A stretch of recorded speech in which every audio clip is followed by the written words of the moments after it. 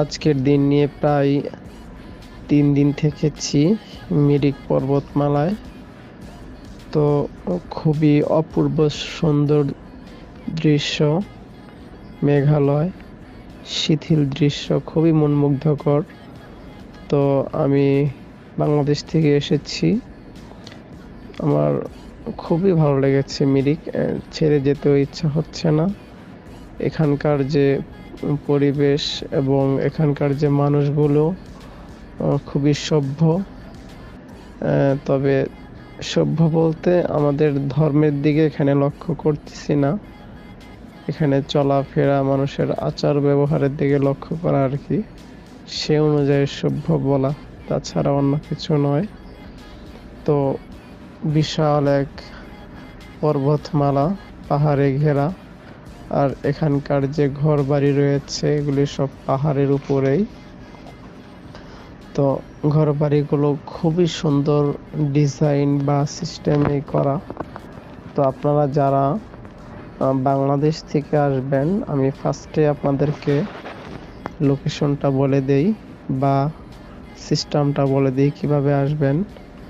যারা আমাদের বাংলাদেশ ঢাকা রাজধানী থেকে বাই রোডে আসতে চান, তারা সর্বপ্রথম কলকাতা আসবেন। কলকাতা থেকে হাওড়া রেল স্টেশন আছে, হাওড়া রেল স্টেশন থেকে সরাসরি শিলিগুড়ি ট্রেন পাবেন।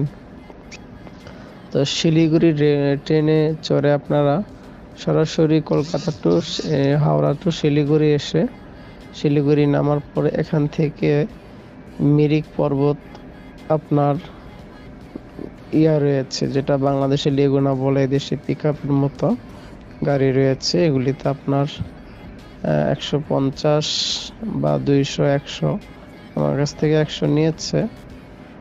তো 100 করে নিবে আপনার ভাড়া, 100 রুপি, 100 রুপি ভাড়া নিবে। আপনাকে মিরিক পর্বতমালা একেবারে চূড়ায় নিয়ে যাবে। তো মিরিক হলো সেই জায়গা, ভারতের অঙ্গরাজ্য পশ্চিমবঙ্গের দার্জিলিং জেলার যে পর্যটন কেন্দ্র, একমাত্র বড় পাহাড়, ঝিল বা লেক আছে। মিরিক পর্যটন কেন্দ্র বৈশিষ্ট্য হলো চারদিকে পাহাড় আর মাঝখানে ঝিল। ঝিলের পাড়ে বসে কিংবা বোটিং করতে করতে, একা একা কিংবা সাথীর সঙ্গে নিয়ে শীতলতায় ছোঁয়া পাওয়ার শিহরণটা মুহূর্তে মনের মণিকোঠায় গেঁথে রাখার মতো আর কি। যাই হোক, আপনি এখানে যদি আপনার নিজের পার্টনারকে নিয়ে আসতে পারেন, খুবই আনন্দদায়ক একটি জায়গা।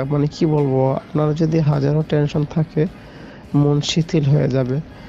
তো আমি বলবো যে আপনাদের ক্লান্তি দূর করতে আপনারা আসতে পারেন। খরচের সম্পর্কে আমি নেক্সট টাইমে আলোচনা করবো আরেকটি ভিডিওতে, ঠিক আছে? তো পর্যটকের একান্ত নিজম্য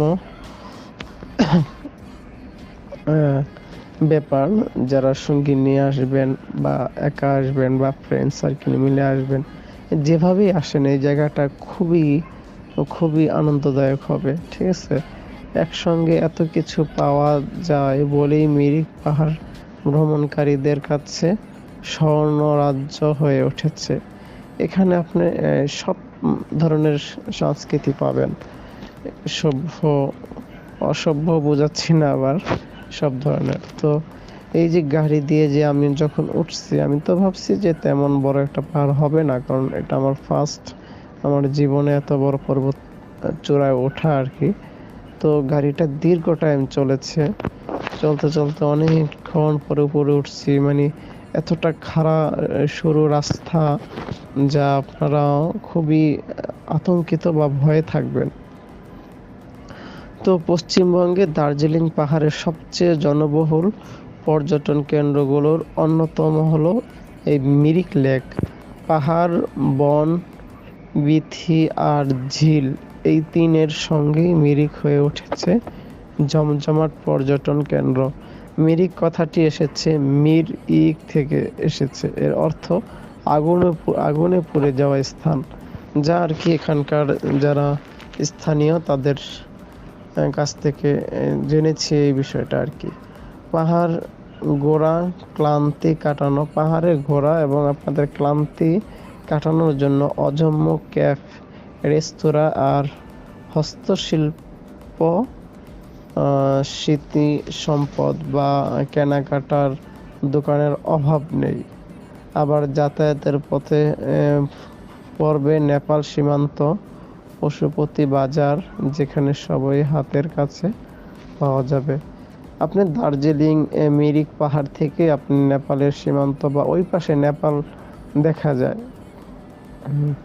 এক কথায় দার্জিলিং পাহাড়ের ভ্রমণের পর্যটকদের মিরিকের ঝিলের হাওয়া খেতে আসতেই হবে। তো আমি এখন বলবো কিভাবে যাবেন। কলকাতা থেকে ট্রেনে জলপাইগুড়ি, কলকাতা থেকে ট্রেনে নিউ জলপাইগুড়ি থেকে মিনি বাসে অথবা ছোট 4 চাকার ভাড়া গাড়িতে হিলকার্ট রোড ধরে কার্শিয়াং, সোনাদা, ঘুম শুকিয়ে পুখরি, জায়গাগুলোর নাম খুবই অন্যরকম লাগতেছে আমার কাছে।